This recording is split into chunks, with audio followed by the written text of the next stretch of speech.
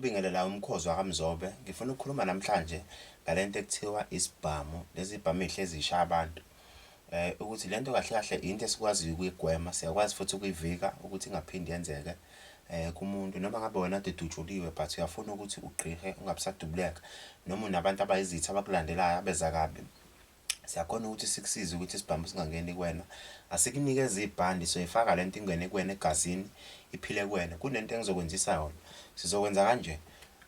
Ngifuna ukuthi uma ufika la ekhaya ungiphathele imali ewu-10,000. Wena othi ufuna isibhamu singangeni kuwena, wena othi ufuna ukungadubuleki, uzophatha imali ewu-10,000. Uma ufika la ekhaya no-10,000 ubeka phansi.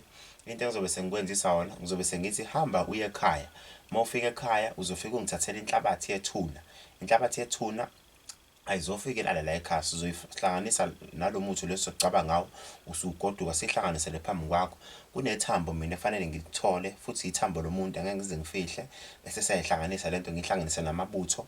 But into ezokwenzeka uzongifikela negama lomuntu wakini ongasekho, lokhu uyena osebenzise inhlabathi yakhe, bese ngifikela nogama lomuntu wakini osakhona osaphila, noma ngabe ingane yakho noma ngabe akuyona ingane yakho noma ngabe umuntu wakini oyigulelayo noma ngabe akaguli.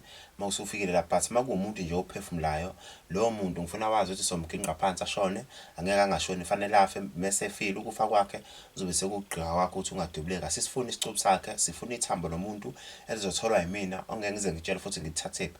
Enye into engizobe sengilandela ngayo, ngizobe sengilandela ngokuthi wena hamba uyolanda inhlabathi yethuna kini, bese ufika nalamagama engiwafunayo, bese siyamginqa lo muntu wakini. Mase imginqa somginqa ngeinhlanga. Kuneyinhlanga engizoyifaka kuwena egazini. Uma ngiyifaka kuwena egazini uzothi ufike ekhaya afikawe ashone. Uma eshona ukushona kwakhe, emva kokuthi nje angcwatshwe, wazi ukuthi wena usadubuleki ngoba ngalesikhathi azoshona ngaso uzovuka azongena kuwena.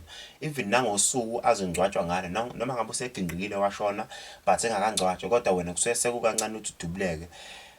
But umeke wangcwatshwa washona phansi, angeke inhlamvu isangena kuwena. Lowo muntu uyavuka ahlale kuwena ahambe nawe ngaso sonke isikhathi.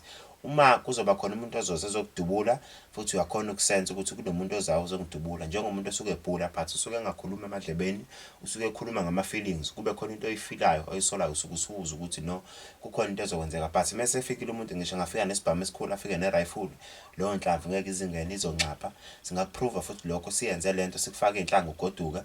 Uma ufika kini eginqika umuntu, uphinde futhi ubuze la ekhaya nesibhamu sakhe esikhulu, sikuteste ukuthi siyangena yena, ngeke size singene leso sibhamu. Inamba engitholakala kuyona ithi 0787336068. Ngikhuluma ngomuthi wokugqika, ngikhuluma ngomuthi wokuvala inhlamvu ukuthi ingangeni.